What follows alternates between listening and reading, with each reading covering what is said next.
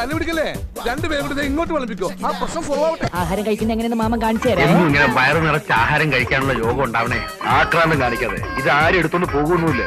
ഒന്ന് പതുക്കത്തില്ല. ജീവിതത്തിൽ ഒരിക്കലും മട്ടക്കാത്തൊരു പരിപാടി ഉണ്ട്, ഊണ് കഴിക്കല്. ഇപ്പൊ ഞാൻ എത്ര പേർത്തില്ലേ, എനിക്കൊരു ബോറടിയില്ല. നന്നായിട്ടുണ്ട്.